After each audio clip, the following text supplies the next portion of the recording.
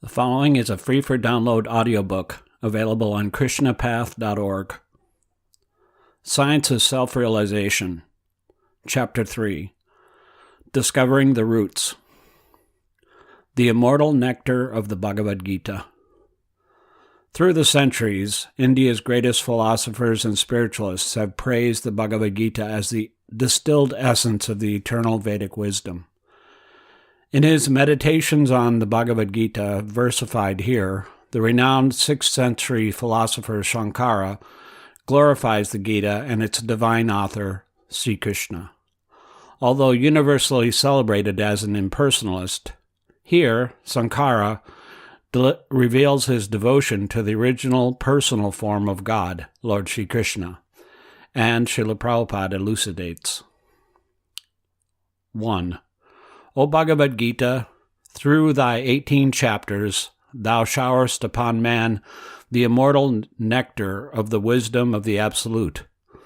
O blessed Gita, by thee, Lord Krishna himself enlightened Arjuna. Afterward, the ancient sage Vyas included thee in the Mahabharata, O loving mother, destroyer of man's rebirth. Into the darkness of this mortal world, upon thee I meditate. 2. Salutations to thee, O Vyas.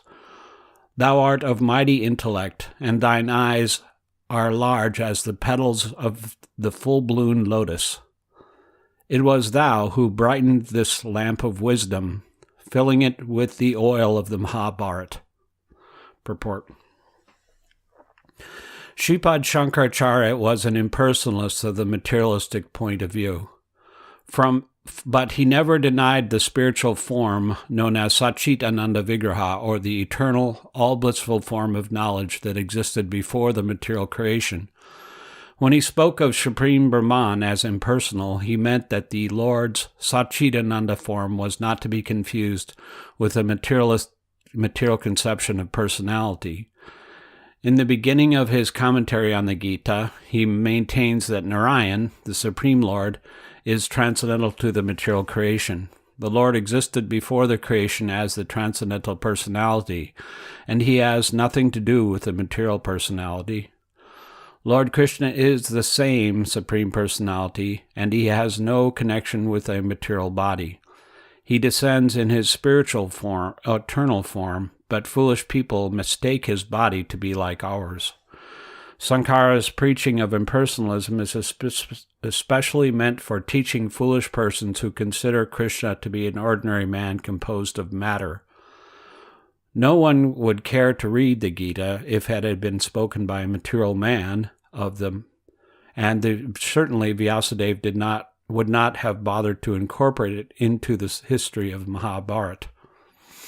According to the above verses, Mahabharata is the history of the ancient world, and Vyasadeva is the writer of this great epic. The Bhagavad Gita is identical with Krishna, and because Krishna is the absolute supreme personality of Godhead, there is no difference between Krishna and his words. Therefore, the Bhagavad Gita is as worshipable as Lord Krishna himself, both being absolute. One who hears the Bhagavad Gita, quote, as is, end quote, actually hears the words directly from the lotus lips of the Lord. But unfortunate persons say that the Gita is too antiquated for the modern man who wants to find out God by speculation or meditation. 3. I salute thee, O Krishna, O thou who art the refuge of ocean-born Lakshmi, and all who take refuge at thy lotus feet. Thou art indeed the wish-fulfilling tree for thy devotee. Thy one hand holds a staff for driving cows, and thy other hand is raised, the thumb touching the tip of thy forefinger, indicating divine knowledge. Salutations to thee, O Supreme Lord, for thou art the milker of the ambrosia of the Gita. Purport. Sripad Shankaracharya explicitly says, quote, You fools, just worship Govinda and that Bhagavad Gita spoken by Narayan himself, end quote. Yet, foolish people still conduct their research work to find out Narayan. Consequently, they are wretched, and they waste their time for nothing. Narayan is never wretched or Daridra. Rather, he is worshipped by the goddess of fortune, Lakshmi, as well as by all living entities. Shankara declared himself to be, quote, Brahman, end quote, but he admits Narayan, or Krishna, to be the Supreme Personality who is beyond the material creation. He offers his respects to Krishna as the Supreme Brahman, or Para Brahman, because he, Krishna, is worshipable by everyone. Only the fools and enemies of Krishna who cannot understand what the Bhagavad Gita is, though they make commentaries on it, say, quote, it is not the personal Krishna to whom we have to surrender ourselves utterly, but the unborn, beginningless, eternal who speaks through Krishna, end quote. Fools rush in where angels fear to tread, whereas Sankara, the greatest of the impersonalists, offers his due respects to Krishna and his book, the Bhagavad Gita. The foolish say that, quote, we need not surrender to the personal Krishna, end quote. Such unenlightened people do not know that Krishna is absolute and that there is no difference between his inside and outside.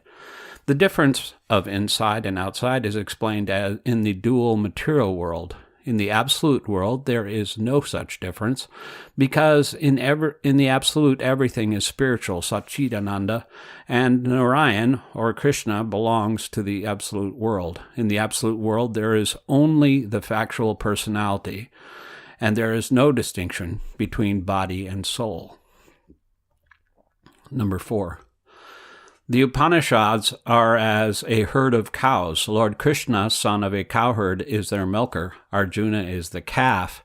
The supreme nectar is the Gita. Of the Gita is the milk, and the wise man of purified intellect is the drinker. Purport. Unless one understands spiritual variegatedness, one cannot understand the transcendental pastimes of the Lord.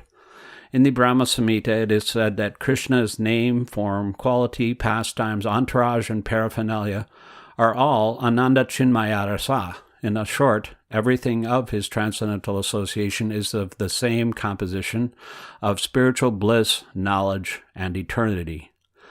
There is no end to his name, form, etc., unlike in the material world where all things have their end.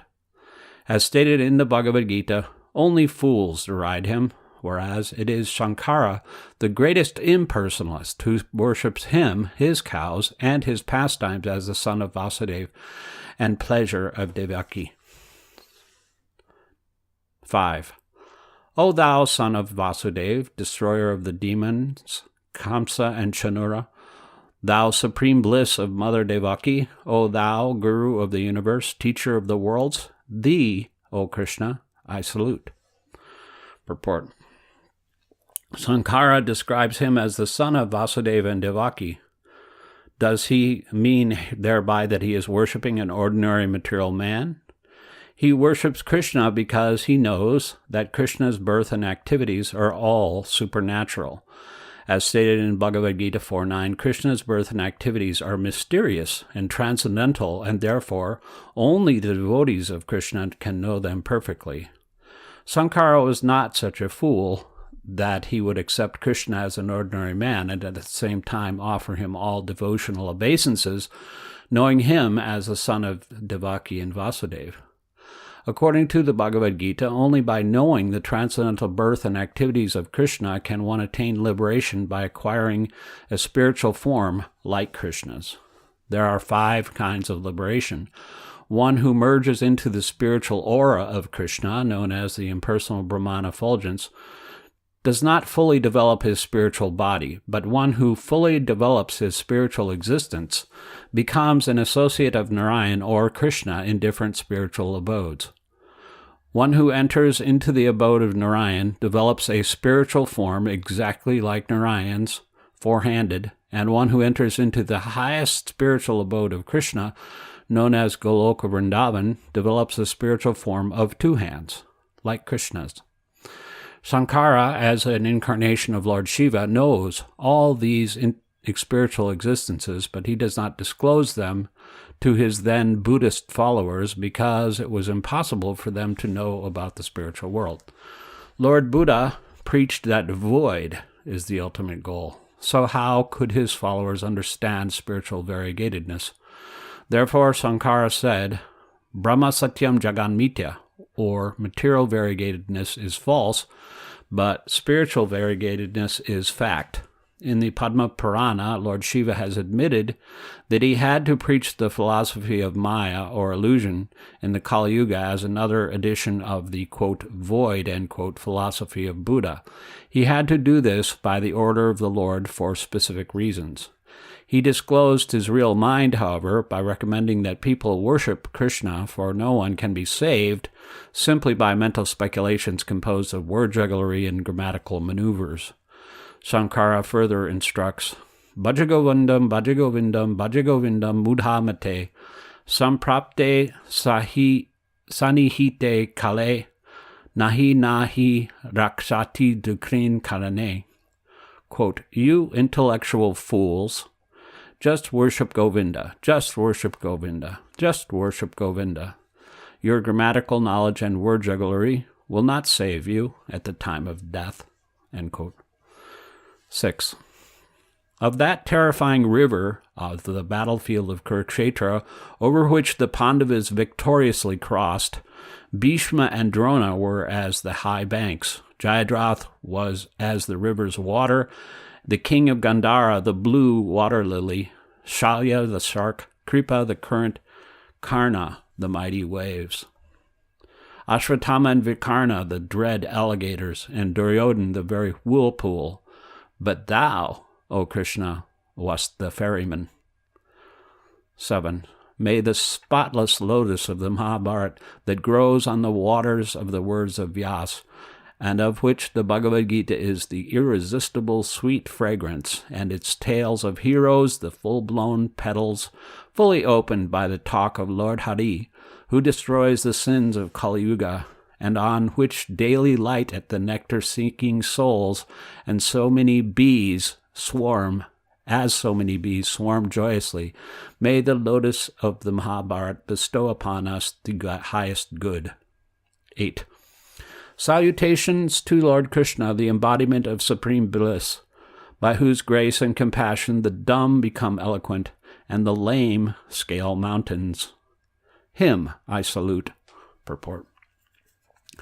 Foolish followers of foolish speculators cannot understand the meaning of offering salutations to Lord Krishna, the embodiment of bliss. Shankara himself offers his salutations to Lord Krishna so that some of his intelligent followers might understand the real facts by the example set by their great master Shankara, the incarnation of Lord Shiva. But there are many obstinate followers of Shankara who refuse to offer their salutations to Lord Krishna and instead mislead innocent persons by injecting materialism into the Bhagavad Gita and confusing innocent readers by their commentaries, and consequently the readers never have the opportunity to become blessed by offering salutations to Lord Krishna, the cause of all causes. The greatest disservice to humanity is to keep mankind in darkness about the science of Krishna, or Krishna consciousness, by distorting the sense of the Gita. 9. Salutations to that Supreme Shining One, whom the Creator Brahma, Varuna, Indra, Rudra, Marut, and all divine beings praise with hymns, whose glories are sung by the verses of the Vedas, of whom the singers of Sama sing, and of whose glories the Upanishads proclaim in full choir, whom the yogis see with their minds absorbed in perfect meditation, and of whom all the hosts of gods and demons know not the limitations. To him, the Supreme God, Krishna, be all salutations. Him we salute. Him we salute. Him we salute. Purport. By recitation of the 9th verse of his meditation, quoted from the Srimad Bhagavatam, Shankara has indicated that Lord Krishna is worshipable by one and all, including himself. He gives hints to materialists, impersonalists, mental speculators, quote, void, end quote, philosophers, and all other candidates subjected to the punishment of material miseries, just offer salutations to Lord Krishna, who is worshipped by Brahma, Shiva, Varuna, Indra, and all other demigods. He has not mentioned, however, the name of Vishnu, because Vishnu is identical with Krishna. The Vedas and the Upanishads are meant for understanding the process by which one can surrender unto Vishnu, or Krishna. The yogis try to see him, Krishna, within themselves by meditation. In other words, it is for all of the demigods and demons who do not know where the ultimate end is that Sankara teaches, and he especially instructs the demons and the fools to offer salutations to Krishna and his words, the Bhagavad Gita, by following in his footsteps. Only by such acts will the demons be benefited, not by misleading their innocent followers by so-called mental speculations or Shrivadal meditations. Sankara directly offers salutations to Krishna as if to show the fools who are searching after light that here is light, like the sun. But the fallen demons are like owls that will not open their eyes on account of their fear of the sunlight itself.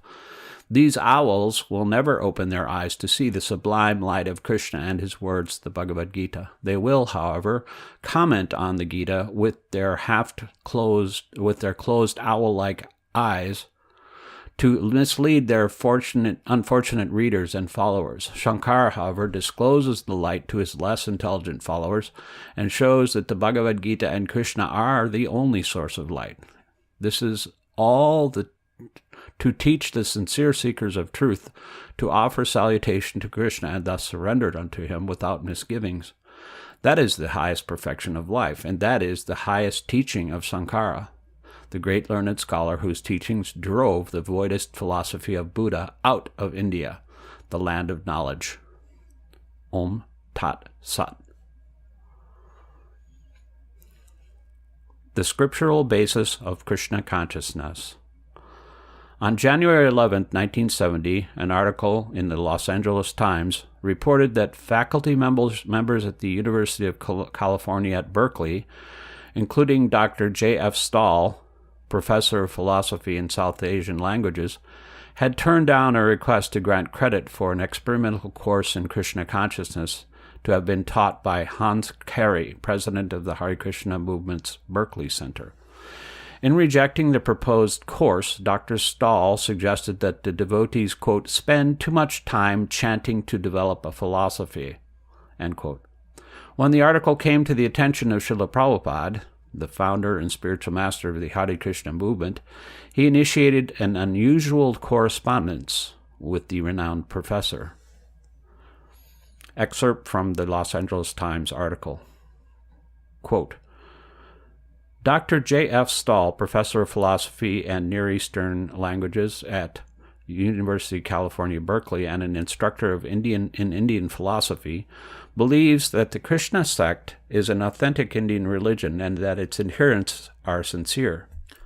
He attributes the society's rapid increase in members to the tendency of today's younger generation to reject organized church-going, while at the same time searching for fulfillment of a belief in mysticism.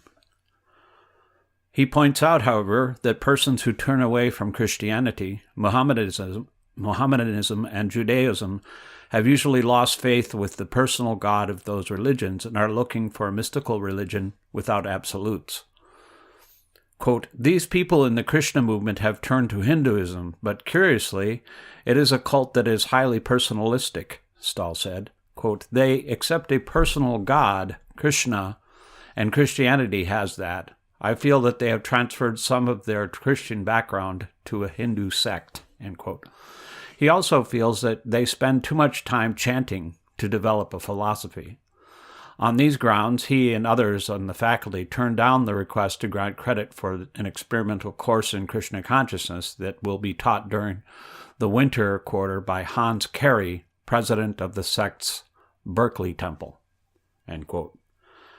Prabhupada's letter to the Los Angeles Times, January 14, 1970.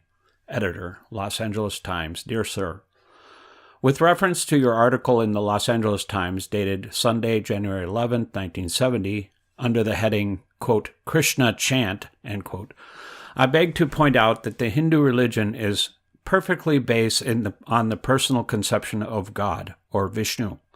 The impersonal conception of God is a side issue, or one of the three features of God. The absolute truth is ultimately the supreme personality of Godhead. The Paramatma conception is the localized aspect of his omnipresence, and the impersonal conception is the aspect of his greatness and eternity.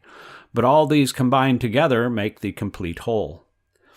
Dr. J.F. Stahl's statement that the Krishna cult is a combination of Christian and Hindu religion, as if something manufactured by concoction, is not correct.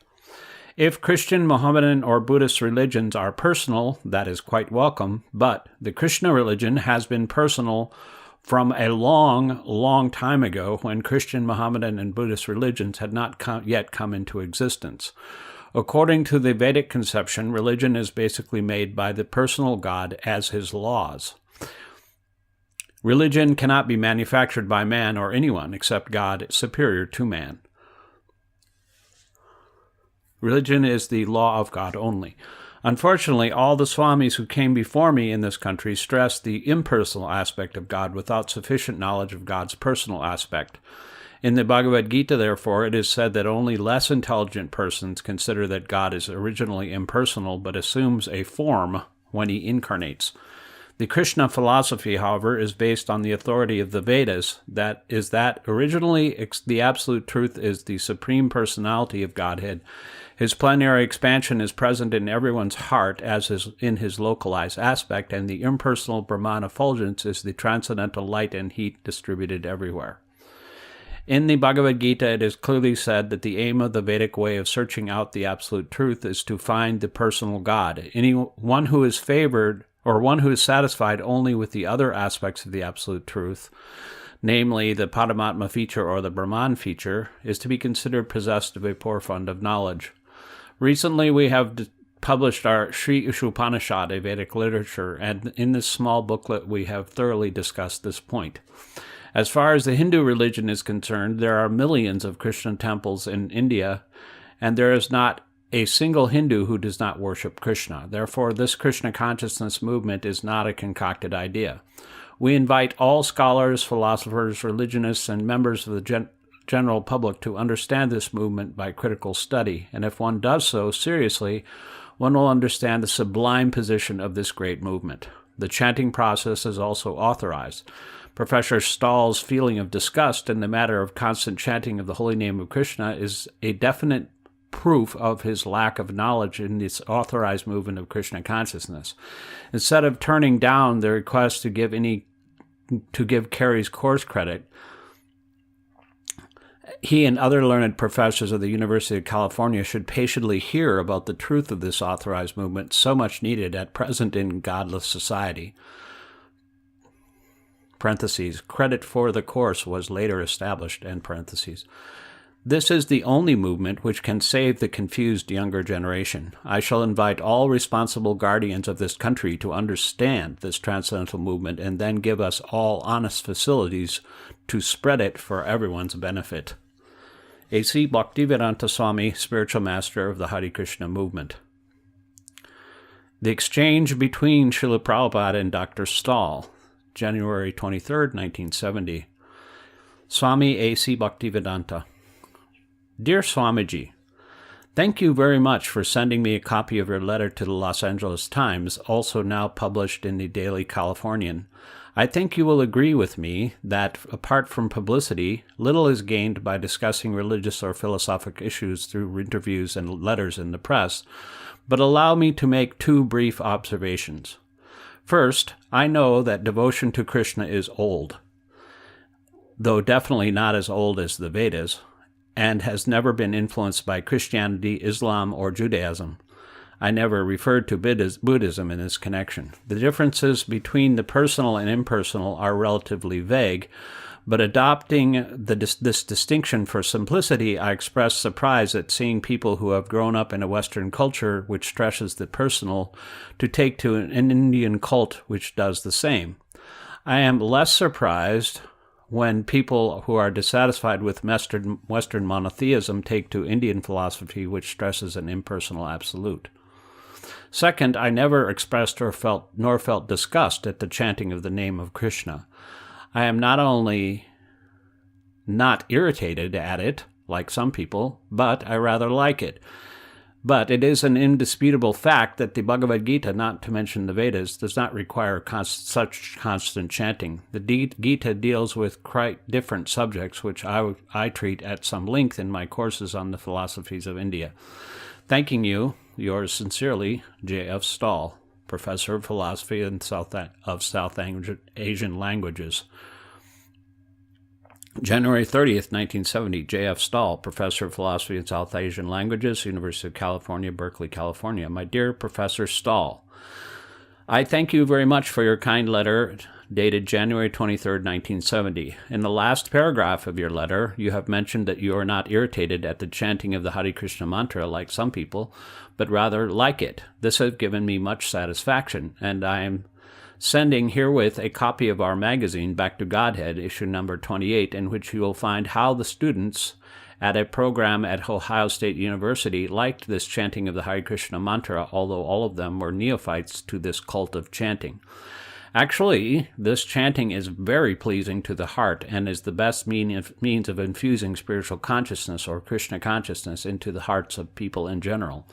This is the easiest process of spiritual realization and is recommended in the Vedas. In the Brihadaranyaka Purana, it is clearly stated that it is only chanting of the holy name of Hare, Krishna, that can save people from the problems of materialistic existence, and that there is no other alternative in this age of Kali. Western culture is monotheistic, but Westerners are being misled by impersonal Indian speculation. The young people of the West are frustrated because they are not diligently taught about monotheism. They are not satisfied with this process of teaching and understanding. The Krishna consciousness movement is a boon to them because they are being really trained to understand Western monotheism under the authoritative Vedic system. We do not simply theoretically discuss, rather we learn by the prescribed method of Vedic regulations. But I am surprised to see that in the last paragraph of your letter you say, quote, "It is an indisputable fact that the Bhagavad Gita, not to mention the Vedas, does not require such constant chanting." End quote. I think you have missed the following verse in the Bhagavad Gita, apart from many other similar verses. Satatam kirtiyanto mam yantantas chadravrata namasyantas chamam bhaktya nitya yukta apashate. Bhagavad Gita 9:14. The engagement of the great souls freed from delusion and perfect in their realization of God is described here. Satatam kirtayantu mam. They are always satatam chanting kirtayanta, my glories, and nitya yukta apasate, always worshiping me, Krishna. So I do not know how you can say, quote, indisputable, end quote. And if you want references from the Vedas, I can give you many. In the Vedas, the chief transcendental vibration Omkar is also Krishna. Pranav Omkar is the divine substance of the Vedas. Following the Vedas means chanting the Vedic mantras, and no Vedic mantra is complete without Omkar. In the Mandukya Upanishad, Omkar is stated to be the most auspicious sound representation of the Supreme Lord. This is also confirmed again in the Atharva Veda. Omkar is the sound representation of the Supreme Lord and is therefore the principal word in the Vedas. In this connection, the Supreme Lord Krishna says, Pranava Vasarva Vedeshu, quote, I am the syllable Om in all the Vedic mantras, end quote. Bhagavad Gita 7:8. Furthermore, in Bhagavad Gita chapter 15, verse 15, Krishna says, quote, I am seated in everyone's heart. By all the Vedas I am to be known. I am the compiler of Vedanta, and I know Veda as it is, end quote. The Supreme Lord, situated in everyone's heart, is described in both the Mundaka and Svetashvatara Upanishads. Dvasaparna Sayuja Shankaya. The Supreme Lord and the individual soul are sitting in the body like two friendly birds in a tree. One bird is eating the fruits of the tree or reactions of material activities, and the other bird, the supersoul, is witnessing. The goal of Vedantic study, therefore, is to know the Supreme Lord, Krishna. This point is stressed in the Bhagavad Gita, chapter 8, verse 13, where it is stated that by the mystic yoga process, ultimately vibrating the sacred syllable Om, one attains to his supreme spiritual planet. In the Vedanta Sutras, which you have certainly read, the fourth chapter, Adhikarana 4, Sutra 22, states positively, Anavriti Sabdat, quote, by sound vibration one becomes liberated, end quote. By devotional service, by understanding well the Supreme Personality of Godhead, one can go to his abode and never come back again to this material condition. How is it possible? The answer is simply by chanting his name constantly. This is accepted by the exemplary disciple Arjuna, who has perfectly learned the conclusion of spiritual science from the Yogeshwar, the master of mystic knowledge, Krishna. Recognizing Krishna to be the Supreme Brahman, Arjuna addressed him, Stane Hrishikesh, quote, the world becomes joyful hearing your name, and thus do all become attached to you, end quote. Bhagavad Gita 11:36. The process of chanting is herein authorized as the direct means of contacting the Supreme Absolute Truth, the Personality of Godhead. Simply by chanting the holy name Krishna, the soul is attracted by the Supreme Person, Krishna, and to go back to Godhead, back home. In the Nada Pancharatra, it is stated that all the Vedic rituals, mantras, and understanding are compressed into the 8 words, Hare Krishna, Krishna Krishna, Hare Hare. Similarly, in the Kali Santanara Upanishad, it is stated these 16 words, Hare Krishna, Krishna Krishna, Hare Hare, Hare Rama, Rama Rama, Hare Hare, are especially meant for counteracting the degrading and contaminating influence of this materialistic age of Kali. All these points are elaborately presented in my book, Teachings of Lord Chaitanya. The process of chanting, therefore, is not only the sublime method for practical perfection of life, but the authorized Vedic principle inaugurated by the greatest Vedic scholar and devotee, Lord Chaitanya, whom we consider an incarnation of Krishna. We are simply following his authorized footsteps. The scope of the Krishna consciousness movement is universal. The process for regaining one's original spiritual status of eternal life, full of bliss and knowledge, is not abstract, dry theorizing. Spiritual life is not described in the Vedas as theoretical, dry, or impersonal. The Vedas aim at the inculcation of pure love of God only, and this harmonious conclusion is practically realized by the Krishna consciousness movement or by chanting the Hare Krishna mantra. As the goal of spiritual realization is only one, love of God, so the Vedas stand as a single comprehensive whole in the matter of transcendental understanding. Only the incomplete views of various parties, apart from the bona fide Vedic lines of teaching, give a rapturous appearance of the Bhagavad Gita to the Bhagavad Gita. The reconciliative factor, adjusting all apparently diverse propositions of the Vedas, is the essence of the Veda, or Krishna consciousness, love of God. Thanking you once again, yours sincerely, A.C. Bhaktivedanta Swami. February 8th, 1970, Swami A.C. Bhaktivedanta. Dear Swamiji, thank you very much for your kindness in sending me your long and interesting letter of January 30th, together with the last issue of Back to Godhead. So far, I have had a few discussions with members of your society here, but they were not entirely satisfactory from my point of view. But now I have your much more authoritative letter, whereby the discussions moves to a higher level. And yet, I am afraid you have not convinced me that all the scriptures you quote prescribe only chanting of the name of Krishna. Let me refer only to the most important ones. In the Bhagavad Gita 9.14, Kirtayanta does not mean chanting of the name of Krishna. It may mean glorifying, chanting, reciting, talking, or refer to songs, hymns, descriptions, or conversations. The commentators that take it that way. Shankara in his commentary merely repeats the word, but Anandagiri in his Vyaka classes Kirtan as Vedanta Shravanam Pranav Japascha, quote, while listening to Vedanta and uttering Om, that the Vedic Om is Krishna is said in the Bhagavad Gita, where Krishna is also identified with many other things, which is Smriti, but not in the Vedas, which are Shruti. Another commentator, Hanuman, in his Paisacha Bhasya, says that Kirtayanta merely means Bhashmanama, quote, talking about, end quote. More important, I think, that the precise meaning of this word is that the entire verse does not require that everyone always engage in kirtan, but merely states that some great souls do so. This is obvious from the next verse, which states that Anye, quote, others, end quote, engage in gyan, Vajena Yajanto Mam, quote, worshipping me with the worship of knowledge, end quote. The Bhagavad Gita is broad-minded and tolerant of a variety of religious approaches, although it stresses one aspect above all others, i.e. sarva phala tyaga.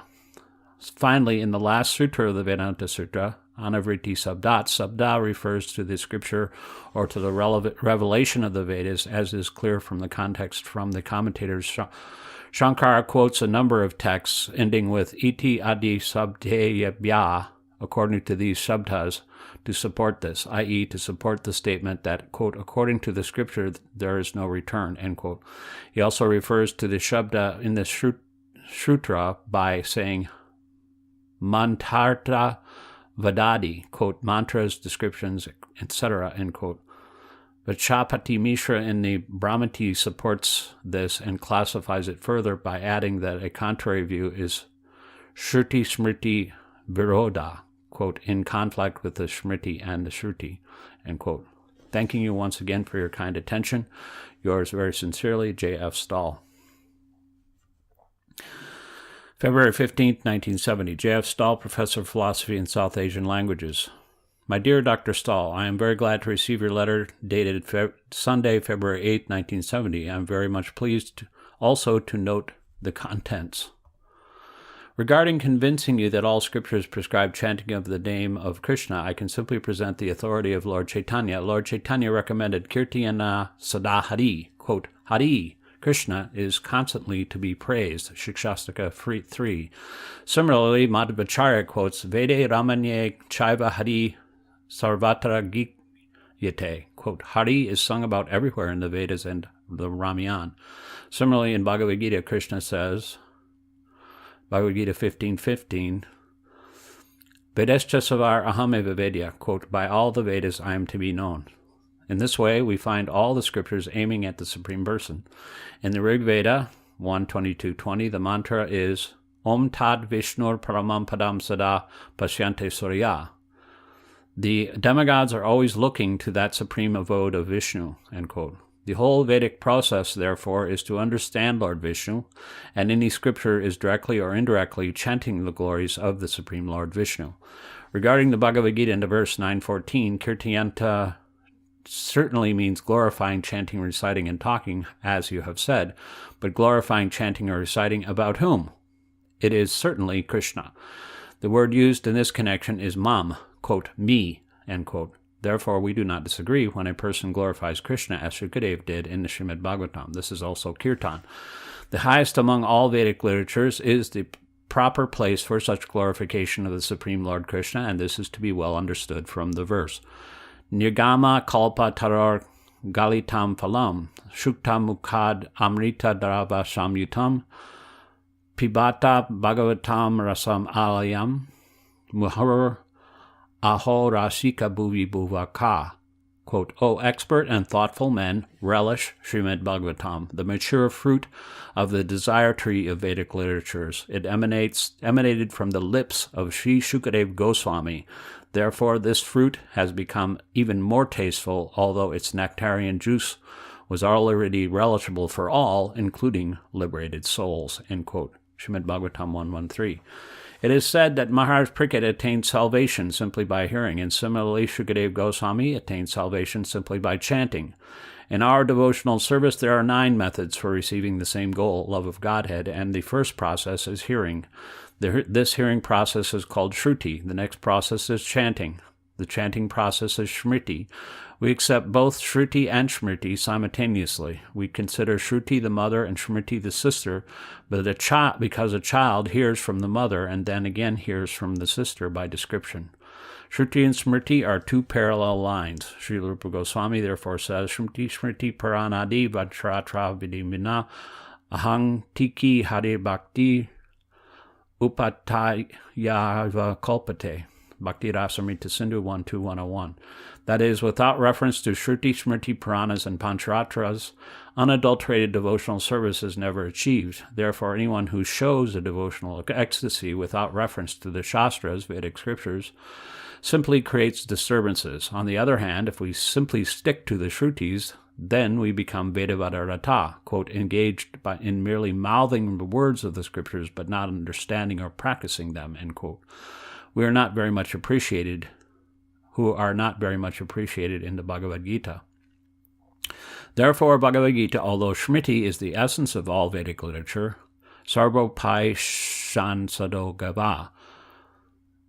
See the fourth of the Shankaracharya's meditations. It is just like a cow which is delivering the milk, or the essence of all the Vedas, and the Upanishads and all the Acharyas, including Shankaracharya, accept the Bhagavad Gita as such. Therefore, you cannot deny the authority of the Bhagavad Gita because it is Smriti. That view is Shruti Smriti Viroda, quote, in conflict with the Shruti and the Shruti, as you have correctly said. Regarding Anandagiri's quotation that Kirtan means Vedanta Shravanam Pranav, Japas Shah, listening to the Vedanta and muttering Om, end quote, the honor of Vedanta is Krishna. He is the compiler of the Vedanta. He is Vedavit and Vedakrit. So where is there a greater opportunity for Vedanta Shravana than to hear it from Krishna? Regarding the next verse, in which it is mentioned that Jnana Yajnena Yajanto Mam, the object of worship is Krishna, as indicated by Mam, quote, me, end quote. The process is described in the Ishopanishad Mantra 11. Vidyam Chaivadyam Chayas Tad Vedo Bhayam Saha Avidyaya Mritum Tirtva Vidyayam Mritam Asnute, quote, only one who can learn the process of nescience and that of transcendental knowledge side by side can transcend the influence of repeated birth and death and enjoy the full blessings of immortality, end quote. The culture of vidya, or transcendental knowledge, is essential for the human being. Otherwise, the culture of avidya, or nescience, binds him to conditional existence on the material platform. Material existence means the pursuit or culture of sense gratification, and this kind of knowledge of sense gratification, avidya, means advancement of repeated birth and death. Those who are absorbed in such knowledge cannot learn any lesson from the laws of nature, and they do the same things over and over repeatedly, being enamored of the beauty of illusory things. Vidya, or factual knowledge, on the other hand, means to know thoroughly the process of nascent activities while at the same time culturing transcendental science and thereby undeviatingly following the path of liberation. Liberation is the enjoyment of the full blessings of immortality. This immortality is enjoyed in the eternal kingdom of God. Sambhuti Amritam Ashnute, the region of the Supreme Personality of Godhead, and is the result of obtained by worshiping the Supreme Lord, the cause of all causes, Sambhavat. So, in this way, real knowledge, vidya, means to worship the Supreme Personality of Godhead, Krishna, that is, Jnana Yajnena, the worship of knowledge. This Jnana Yajnena, Yajantomam, is the perfection of knowledge, as stated in the Bhagavad Gita 7:19. Bahunam Brahmanante Ganamam Prapadyate Vasudevan Savameti Samahatma Sadurlabha. Quote, after many births and deaths, he who is actually in knowledge surrenders unto me, Krishna, knowing me to be the cause of all causes and all that is. Such a great soul is very rare, end quote. If one has not yet come to this conclusion of knowledge and simply indulges in dry speculation without Krishna, then his hard speculative labor is something like beating empty husks of grain. The unhulled rice and the empty husks of rice look very much the same. One who knows how to get the grain out of the unhulled rice is wise, but one who beats on the empty husk thinking to get some result is simply wasting his labor uselessly. Similarly, one who studies the Vedas without finding the goal of the Vedas, Krishna, simply wastes his valuable time. So to cultivate knowledge for worshiping Krishna culminates after many births and deaths when one actually becomes wise. When one becomes wise in this way, he surrenders to Krishna, recognizing him at last to be the cause of all causes and all that is. That sort of great soul is very rare. Those who have surrendered to Krishna at life and soul are rare, Sudurlabha Mahatmas. They are not ordinary Mahatmas. By the grace of Lord Chaitanya, that highest perfectional status of life is being distributed very freely. The effort is also very encouraging. Otherwise, how are boys and girls without any background of Vedic culture quickly occupying the posts of rare Mahatmas simply by vibrating this transcendental sound, Hare Krishna? And simply on the basis of this chanting, the majority of them, those who are very sincere, are steady in devotional service and are not falling down from the 4 principles of material sinful life, namely 1, meat eating, 2, illicit sexual connection, 3, taking of intoxicants, including coffee, tea, and tobacco, and 4, gambling. And that is the last sutra of the Vedanta Sutra, i.e., Anatta Vritti Sabdat. Quote, by sound vibration, one becomes liberated. End quote. One has to learn by the result. Palena parichyate. Our students are ordered to act like this, and they are not falling down. They are remaining on the platform of pure spiritual life without hankering to culture the above principles of avidya or sense gratification. Is the test of their proper understanding of the Vedas. They do not come back to the material platform because they are relishing the nectarine fruit of love of God. Sarva phala tyaga, quote, renunciation of all the fruits of one's work, end quote, is explained in the Bhagavad Gita by the Lord himself in the words sarvadhamman parityajama mikam sharanam bhaja, quote, give up everything and simply surrender unto me, end quote. The Hare Krishna mantra means, quote, O Supreme Energy of Krishna, and O Lord Krishna, please engage me in your devotional service, end quote. So we have given up everything and are simply engaged in the service of the Lord. What Krishna orders us to do is our only engagement. We have given up all resultant actions of karma, jnana, and yoga, and that is the stage of pure devotional service. Bhaktir Uttama. Yours sincerely, A.C. Bhaktivedanta Swami. February 25th, 1970, Swami A.C. Bhaktivedanta, founder of Acharya International Society for Krishna Consciousness. Dear Swamiji, thank you very much for your very interesting letter of February 15th, 1970 with enclosure. I'm afraid that whenever you quote a passage purporting to show that only the chanting of the name Krishna is required, I can quote another one which requires something else, adding Yadi shloko pi paramam ayam api shlokam paramam bhavitum aharati. Quote, if mere verses are authoritative, this verse also ought to be regarded as authoritative, end quote. And there may be no end to this in the foreseeable future, as Patanjali also says, Mahan hi sabdasya prayogo vishaya, for vast is the domain for the use of words. Yours very sincerely, J.F. Stahl. 3764 Watsega Avenue, Los Angeles, California, 90034, April 24th, 1970. Dear Dr. Stahl, I beg to thank you very much for your kind letter dated February 25th, 1970. I'm sorry that I could not reply to your letter earlier because I was a little busy in the matter of purchasing a new church estate at the above address. We have secured a very nice place for a separate temple, lecture room, my quarters, and the devotees' residential quarters, all together in a nice place with all the modern amenities. I beg to request you to visit this place at your convenience, and if you kindly let me know a day before, my students will be very glad to receive you properly. Regarding our correspondence, actually this quotation and counter-quotation cannot solve the problem. In a court, both the learned lawyers quote from law books, but that is not the solution to the case. The determination of the case is the judgment of the presiding judge, so argument cannot bring us to a conclusion. The scriptural quotations are sometimes contradictory, and every philosopher has a different opinion because without putting forward a different thesis, one cannot become a famous philosopher. It is therefore difficult to arrive at the right conclusion. The conclusion is, as above mentioned, to accept the judgment of authority. We follow the authority of Lord Chaitanya Mahaprabhu, who is non-different from Krishna, and his version, according to the Vedic scripture, is in this age, this chanting is the only solution for all problems of life, and that is actually being shown by practical experience.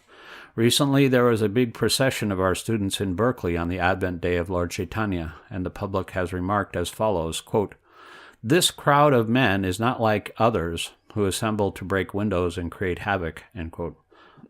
This is also confirmed by the police in the following words, quote, members of the Krishna consciousness movement cooperated fully with the police, and their efforts to maintain peaceful order throughout the parade were so successful that only minimal police involvement was required, end quote. Similarly, in Detroit, there was a big peace march, and our men were appreciated as, quote, angels, end quote, in the crowd. So this Krishna consciousness movement is actually needed at the present moment as the panacea for all kinds of problems in human society. Other quotations will not act very appreciably at this time. In a drugstore, there are many medicines, and all may be genuine, but what is required is that an experienced physician prescribe medicine for a particular patient. We cannot say in this case, quote, this is also medicine and that is also medicine, end quote. No, the medicine which is effective for a particular person is the medicine for him. Phalena parichyate. Yours very sincerely, A.C. Bhaktivedanta Swami. A final note by Srila Prabhupada. In a court of justice, two lawyers put forward their respective relevant arguments taken from authoritative law books to decide a point, but it is up to the judge to decide the case in favor of one of the litigants. When the opposing lawyers put forward their arguments, both of them are legal and bona fide, but the judgment is given as to which argument is acceptable to the particular case.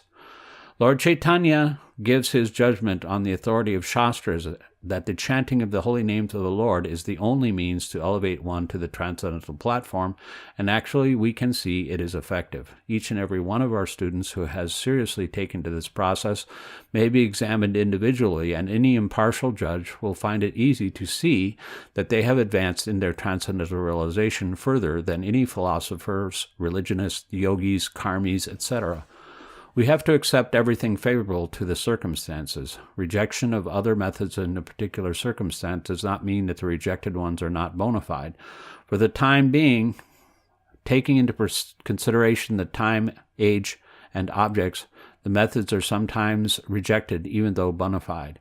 We have to test everything by its practical result. By such a test, in this age, the constant chanting of the Hare Krishna Maha Mantra undoubtedly proves very effective. A.C. Bhaktivedanta Swami. Krishna consciousness, Hindu cult or divine culture? When attempting to place the Krishna consciousness movement within a convenient historical cultural context, many people identify the movement with Hinduism, but this is misleading. Srila Prabhupada disavows connection with the pantheism, polytheism, and caste consciousness that pervades modern Hinduism. Although Krishna consciousness and modern Hinduism share a common historical root, India's ancient Vedic culture, Hinduism has become, along with the other, quote, great religions, end quote, a sectarian establishment, whereas Krishna consciousness is universal and transcends relative sectarian designations. There is a misconception that the Krishna consciousness movement represents the Hindu religion. In fact, however, Krishna consciousness is in no way a faith or religion that seeks to defeat other faiths or religion. Rather, it is an essential cultural movement for the entire human society and does not consider any particular sectarian faith. This cultural movement is especially meant to educate people in how they can love God. Sometimes Indians, both inside and outside of India, think that we are preaching the Hindu religion, but actually we are not. One will not find the word Hindu in the Bhagavad Gita. Indeed, there is no such word as Hindu in the entire Vedic literature. This word has been introduced by the Muslims from provinces next to India, such as Afghanistan, Baluchistan, and Persia. There is a river called Sindhu bordering the northwestern provinces of India, and since the Muslims there could not pronounce Sindhu properly, they instead called the river Hindu, and the inhabitants of this tract of land they called Hindus. In India, according to the Vedic language, Europeans are called Mlechas or Yavanas. Similarly, Hindu is a name given by the Muslims. India's actual culture is described in Bhagavad Gita, where it is stated that according to the different qualities or modes of nature, there are different types of men who are generally classified into 4 social orders and 4 spiritual orders. This system of social and spiritual division is known as Varnashram Dharma. The 4 Varnas, or social orders, are Brahmana, Kshatriya, Vaishya, and Shudra. The 4 ashrams, or spiritual orders, are Brahmachari, Grihastha, Vanaprastha, and Sannyas. The Varnashram system is described in the Vedic scriptures known as the Puranas. The goal of this institution of Vedic culture is to educate every man for advancement in knowledge of Krishna, or God. That is the entire Vedic program. When Lord Chaitanya talked with the great devotee Ramananda Roy, the Lord asked him, quote, "What is the basic principle of human life?" End quote. Ramananda Roy answered that human civilization begins when Varnashram Dharma is accepted.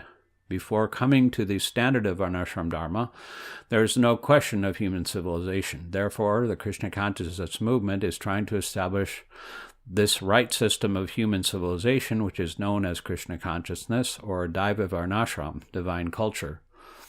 In India, the Varnashram system has now been taken in a perverted way, and thus a man born in the family of a Brahmana, the highest social order, claims that he should be accepted as a Brahmana.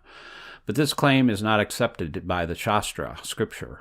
One's forefather may have been a Brahmana according to Gotra, or the family hereditary order, but real Varnashram Dharma is based on the factual quality one has attained regardless of birth or heredity.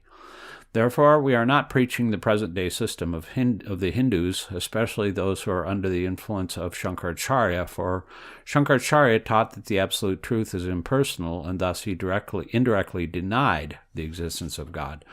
Shankaracharya's mission was special. He appeared to reestablish the Vedic influence after the influence of Buddhism. Because Buddhism was patronized by Emperor Ashoka 2,600 years ago, the Buddhist religion practically pervaded all of India. According to the Vedic literature, Buddha was an incarnation of Krishna who had a special power and who appeared for a special purpose. His system of thought or faith was accepted widely, but Buddha rejected the authority of the Vedas.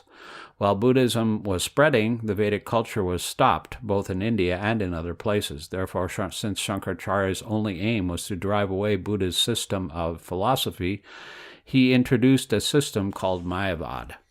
Strictly speaking, Mayavad philosophy is atheism, for it is a process in which one imagines that there is God.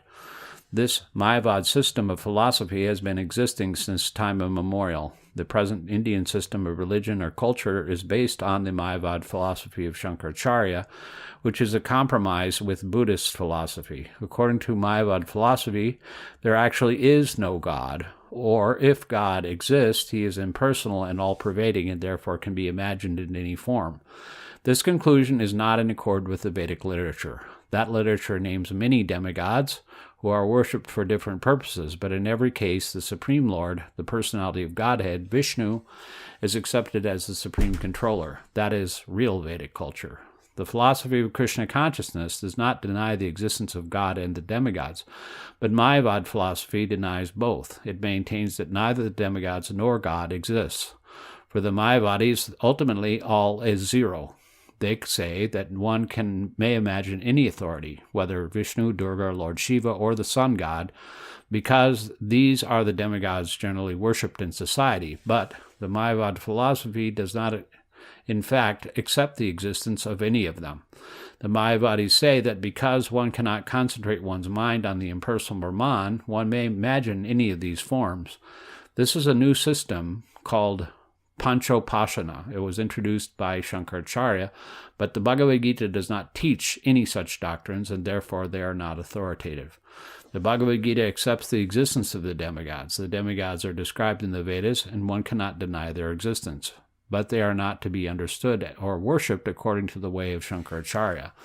The worship of demigods is rejected in the Bhagavad Gita. The Gita 7.20 clearly states, Kamasta gyan prabandinte niyadevata tam tam niyamam ashtaya prakatya niyatashraya. Quote, those whose minds are distorted by material desires surrender unto demigods and follow the particular rules and regulations of worship according to their own natures. End quote. Furthermore, in the Bhagavad Gita 2.44, Lord Krishna states, Bhogaishwarya prakshaktanam praya parita chetasam vyavasayit makabuddhi samado naiviyate. Quote, in the minds of those who are too attached to sense enjoyment and material opulence and who are bewildered by such things, the resolute determination for devotional service does not take place. End quote. Those who are pursuing the various demigods have been described as hritigya, which means, quote, those who have lost their sense, end quote. This is also further explained in the Bhagavad Gita 7.23. Tad bhavati alpa medasam devan devo yajo yati mad bhakta yanti mam api. Quote, men of small intelligence worship the demigods, and their fruits are limited and temporary. Those who worship the demigods go to the planets of the demigods, but my devotees reach my supreme abode, end quote. The rewards given by the demigods are temporary because any material facility must act in connection with the temporary body. Whatever material facilities one gets, whether by modern scientific methods or by deriving benedictions from the demigods, will be finished with the body, but spiritual advancement will never be finished. People should not think that we're preaching a sectarian religion. No, we are simply preaching how to love God. There are many theories about the existence of God.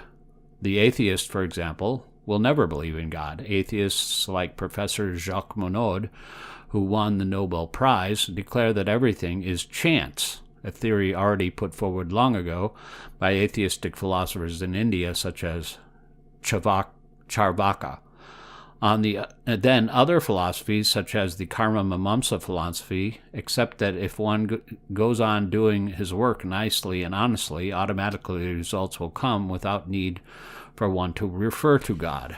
For evidence, the proponents of such theories cite the argument that if one is diseased with an infection and takes medicine to counteract it, the disease will be neutralized. But our argument in this connection is that even if one gives the man the best medicine, he still may die. The results are not always predictable. Therefore, there is a higher authority, Daivanetrena, a supreme director.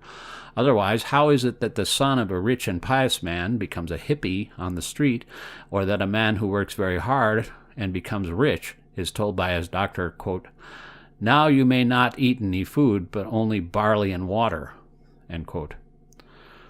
The Karma Mimamsa theory holds that the world is going on without the supreme direction of God. Such philosophies say that everything takes place by lust, karma hoitakam.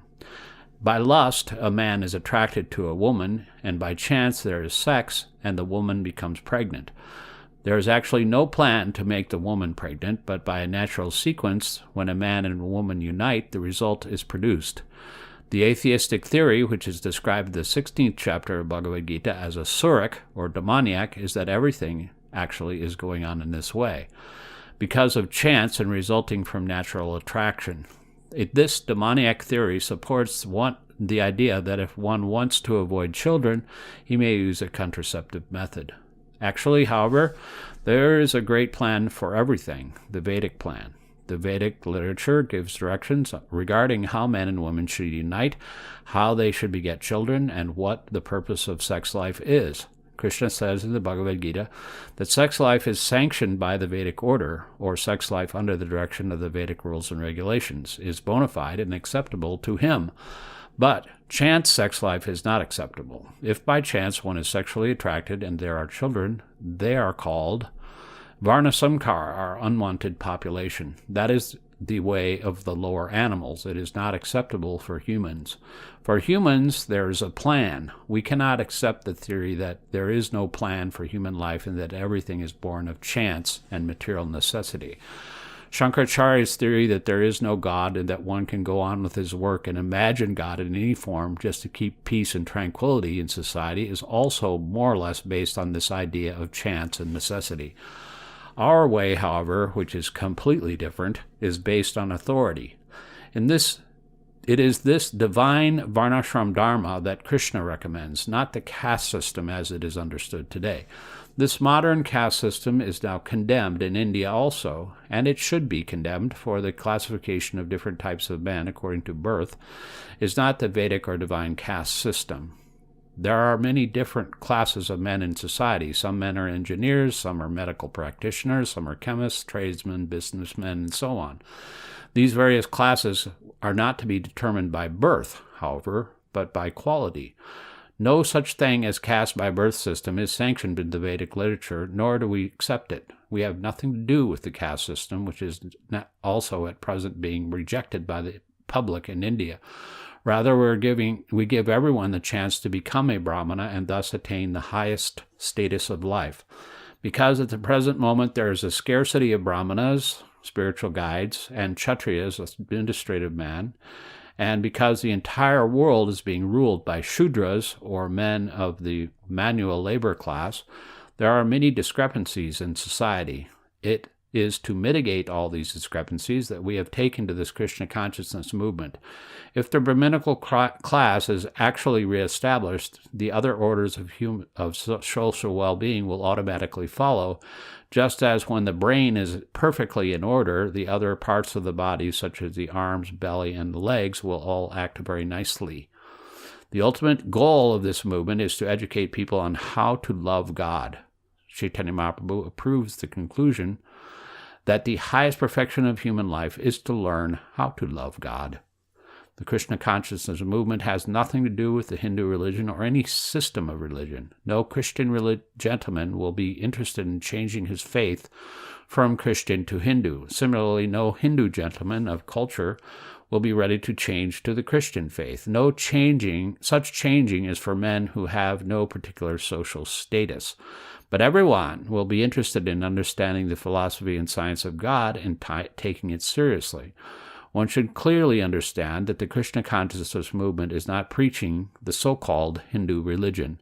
We are giving a spiritual culture that can solve all the problems of life, and therefore it is being accepted all over the world.